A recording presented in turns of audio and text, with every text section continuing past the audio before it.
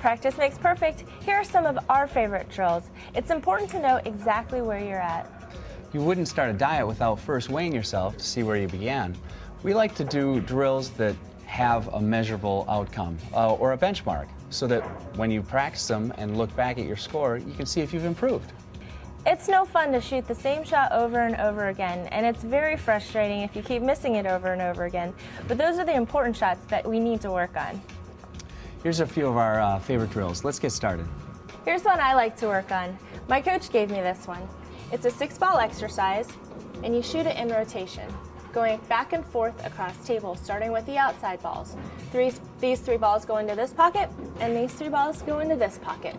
Start with ball in hand, and you'll notice, or you'll learn, that you'll need to make sure that you have enough angle on each shot to get back and forth between the shots. You'll need to make sure you give yourself enough angle to come off the long rail on each shot. No cheating.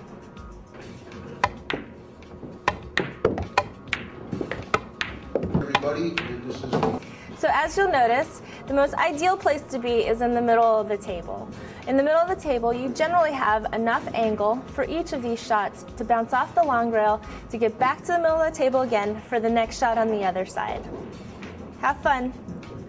Our next drill is what we call a progressive drill. We start this drill by throwing 3 balls out in random.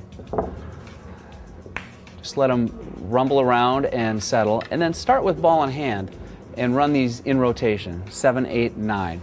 If you do this successfully, then you go to 4 balls, add the 6th ball, throw them out randomly, and run them. If you do that successfully, go to 5 balls, but if you miss, take a step back and do 3 again.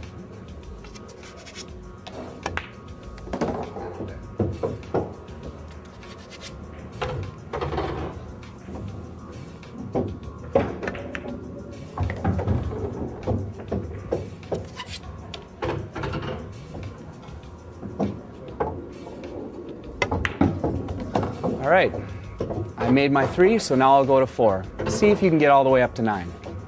This is my most favorite drill. You can do this with as many balls as you'd like. I'm going to show with 10 balls today. And it's essentially running off all the balls on the table in no particular order, keeping the cue ball from touching a rail. So combos are allowed, banks are allowed, but all you have to do is make sure you don't let the cue ball contact a rail. Got it?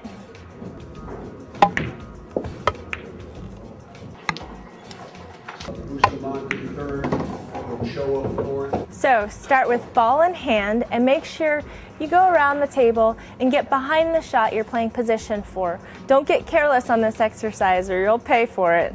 Have fun. Frozen balls stuck on rails are one of the toughest shots in pool for many players. Here's an exercise from the playing ability test in Germany, the PAT test. Start with 6 balls, each frozen on the diamonds down here, leaving this one empty, and try to run them out.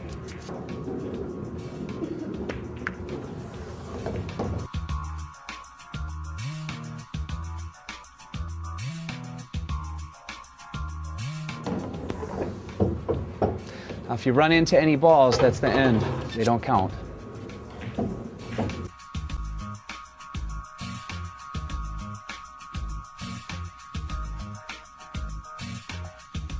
Do that exercise 3 times, total up your ball count, and that's your score for that test. Shooting a frozen ball shot is touchy. You've got to make a very accurate hit on that ball so that it runs along the rail in pockets. If you hit it just a little bit off, it'll bounce off this long rail and you'll miss it like that. Remember, practice makes perfect, and if you work hard on those practice drills, it'll pay off at game time. How about a game, Sam? You're on. Thanks for joining us.